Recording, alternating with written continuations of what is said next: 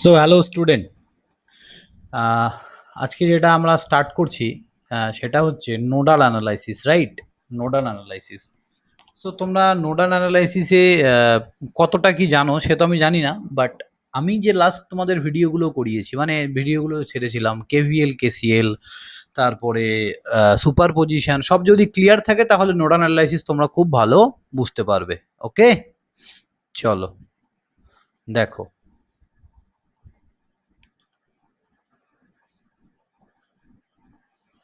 Nodal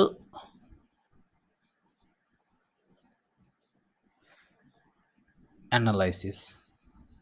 so সবার first যদি তোমাদেরকে বলি what is node, what is node, তাহলে মনে রাখবে নোড হচ্ছে একটা জাংশন পয়েন্ট যেখানে more than two branches are connected. তাহলে এটা একটা নোড যেখানে কি হচ্ছে, মোর দ্যান টু ব্রাঞ্চেস। তার মানে ধরো এটা এই দিক থেকে কারেন্ট আসছে, এই দিক থেকে কারেন্ট আসছে, এই দিক থেকে বেরিয়ে যাচ্ছে, বা কম্বিনেশনটা ধরো এইরকম হলো।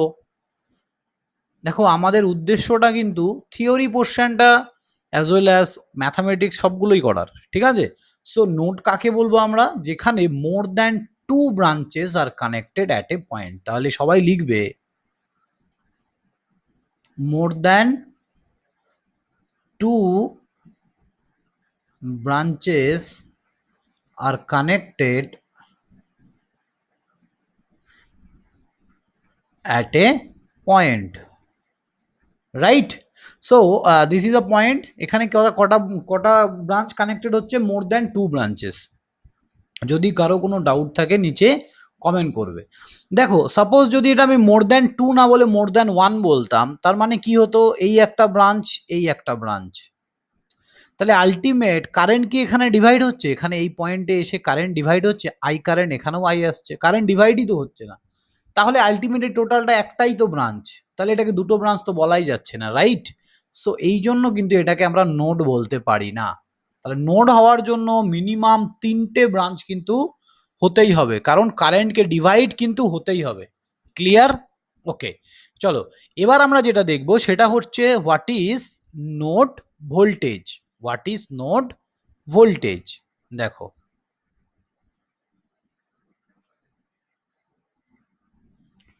what is node voltage? Suppose this is our question.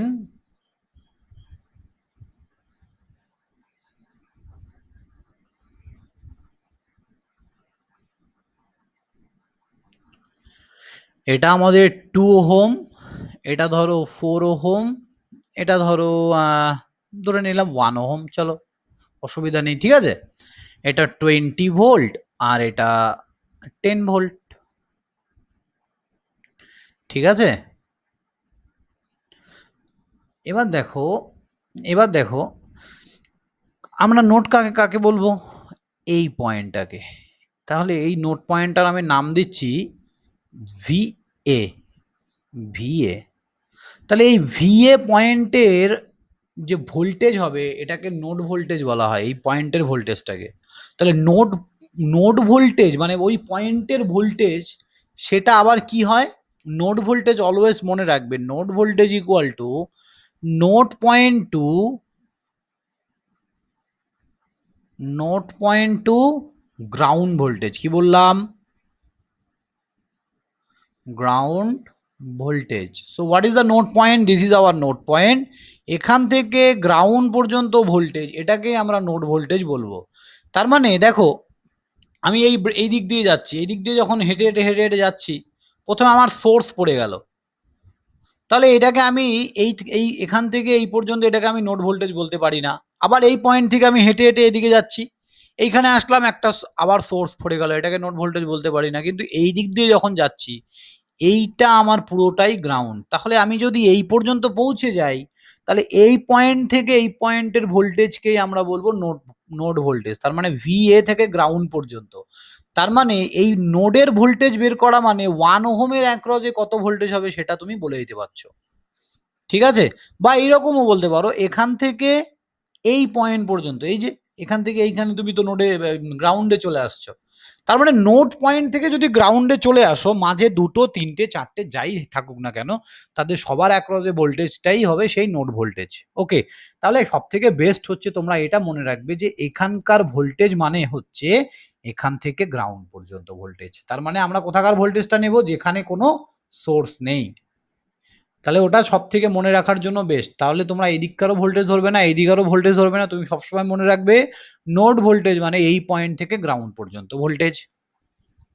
কারো যদি আমাদের ক্লাস ভালো লেগে থাকে, তোমরা please like comment and share and subscribe কিন্তু অবশ্যই করবে। ওকে ওকে, চলো নেক্সট যেটা বলার ছিল,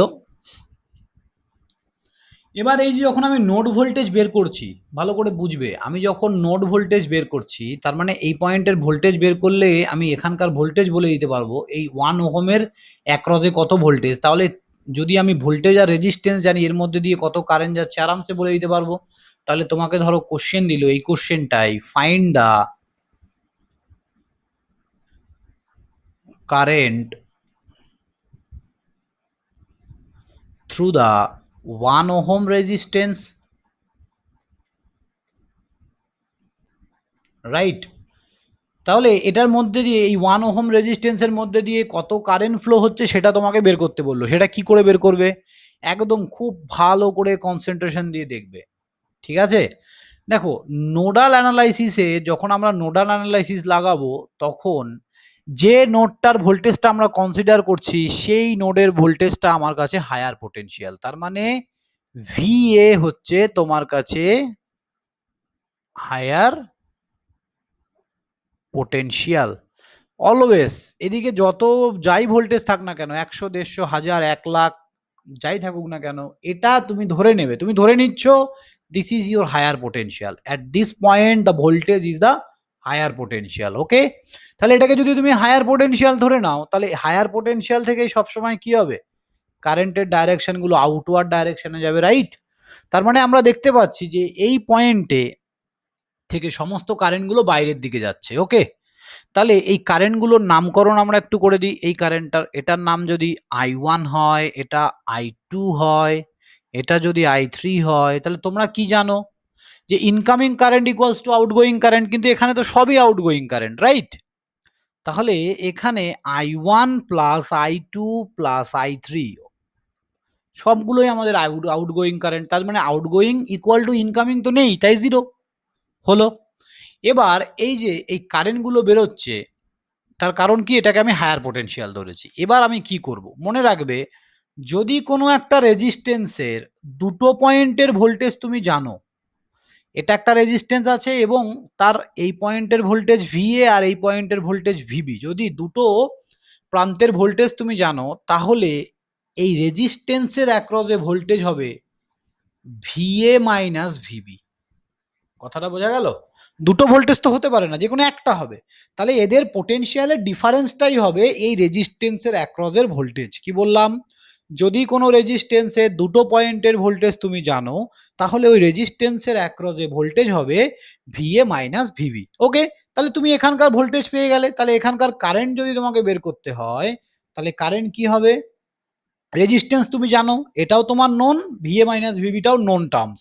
তাহলে তোমার কারেন্ট কি হবে? VA minus VB by R. তাহলে এটাই হবে এখানকার কারেন্ট, তাই তো? কেউ যদি বুঝতে না পারো আরেকবার দেখো ভিডিওটাকে, আমি আরেকবার বলছি, যদি কোনো একটা রেজিস্ট্যান্সের দু প্রান্তের ভোল্টেজ তুমি জানো, তাহলে সেই রেজিস্ট্যান্সের মধ্যে দিয়ে কত কারেন্ট যাচ্ছে সেটা হবে higher potential minus lower potential divided by সেই রেজিস্ট্যান্সের ভ্যালু। তাহলে আমি ধরে নিয়েছি এই ভিএটা আমার হায়ার পোটেনশিয়াল। ওকে, এবার চলো নেক্সট। এবার তাহলে এখানেও সেটাই দেখবো। তাহলে এই ব্রাঞ্চে যে কারেন্টটা যাচ্ছে এই যে 2 ওহমের মধ্যে দিয়ে, এটা কি I1। তাহলে I1 এর হায়ার পোটেনশিয়ালকে VA, lower potential 20 divided by কত 2 করলেই আমি I1। তার মানে I1 ইকুয়াল টু আমি কি লিখতে পারি?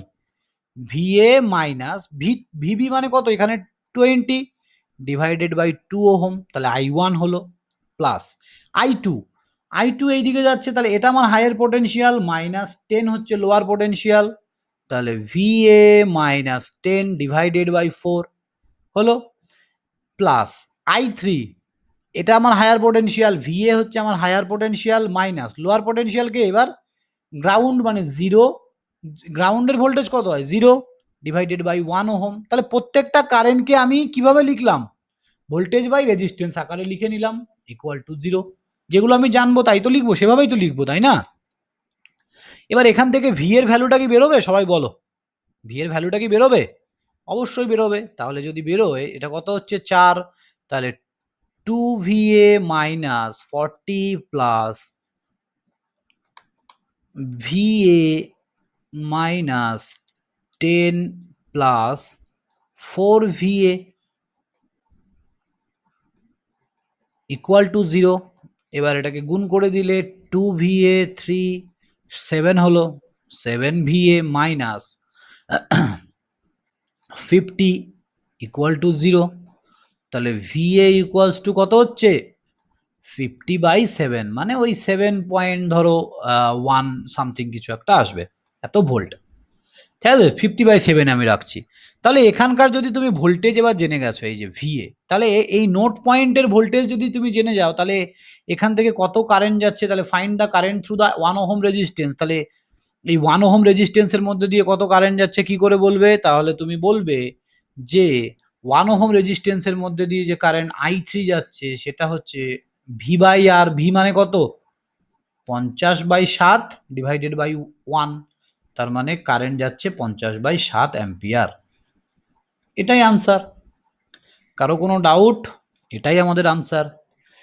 কারো যদি কোনো ডাউট থাকে অ্যাবাউট নোডাল অ্যানালাইসিস, তোমরা আমাদের প্রত্যেক রবিবারের ডাউট ক্লিয়ারেন্স সেশনগুলো তোমরা অ্যাটেন্ড করো। যার যেখানে ডাউট থাকবে সেগুলো আমরা ক্লিয়ার করব। আরেকটা প্রবলেম আমি নোডালের করাবো, চলো আরেকটা প্রবলেম করাবো তোমাদের। Next page. যদি যদি কোনো একটা সার্কিট ধরো এইরকম ভাবে আছে,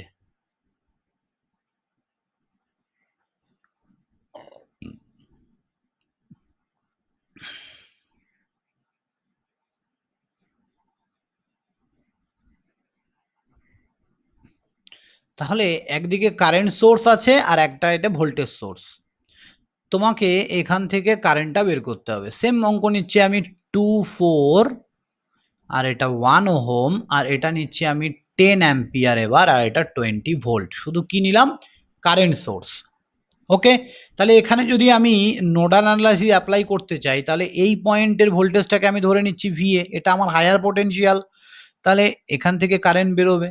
কিন্তু কিন্তু এই ব্রাঞ্চে আমরা কারেন্টটাকে এখান থেকে বের করতে দেব না। তার মানে সবসময় মনে রাখবে, যদি কোনো ব্রাঞ্চে কারেন্ট সোর্স থাকে, সেটা ডিপেন্ডেন্ট হোক বা ইন্ডিপেন্ডেন্ট হোক, সবাই লিখে রাখবে, একদম নোট পয়েন্ট করে বাংলায় লিখে রাখো, কোনো অসুবিধা নেই। Language is nothing, every time মনে রাখবে, language is nothing, knowledge is everything. Okay, so তুমি যদি বাংলায় লিখে রাখো তাতে কোনো যায় আসে না, তুমি বুঝতে পারছো কিনা সেটা ইম্পর্টেন্ট। ওকে, সো আমাদের জগদীশ চন্দ্র বসু কি বলেছিল, বাংলায় বিজ্ঞান চর্চা অবশ্যই পসিবল। ঠিক আছে, করতেই পারি আমরা, কোনো অসুবিধা নেই।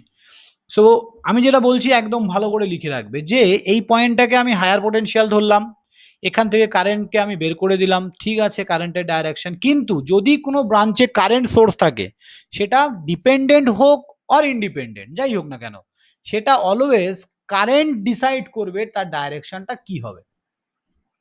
তাহলে এখানে সোর্স আছে, এই সোর্সটা কি আছে, ইনওয়ার্ড ডাইরেকশন। তার মানে এই সোর্সটা, কারেন্ট সোর্সটা ডিফাইন আমাকে বলে দিচ্ছে যে আমি ইনওয়ার্ড যাব। কিন্তু এই ভোল্টেজ সোর্সটাও কিন্তু দেখো, এটা পজিটিভ এটা নেগেটিভ, কিন্তু ভোল্টেজ সোর্স ফর নোডাল অ্যানালাইসিসের ক্ষেত্রে এই ভোল্টেজ সোর্স কিন্তু আমাকে পোলারিটি দেবে না। আমাকে কে দেবে, শুধু কারেন্ট সোর্স। আর বাকি দুটো ব্রাঞ্চের পোলারিটি আমরা অ্যাজিউম করে নিলাম, বাকি দুটো ব্রাঞ্চের পোলারিটি কি করলাম, অ্যাজিউম করে নিলাম। আর এই যে সোর্সটা আছে, এই সোর্সটা ইনওয়ার্ড কেন হলো, কারণ এটা কারেন্ট সোর্স, একে আমি কোনোদিনও ডমিনেট করতে পারছি না, বা একে এ যে ডাইরেকশনটা ডিসাইড করেছে এর ডাইরেকশন এটাই থাকবে। রাইট, কারো কোনো অবজেকশন নিচে দেয়া গ্রুপের লিঙ্কে গিয়ে আমাকে বলতে পারো স্যার কেন এটা হলো বা কি।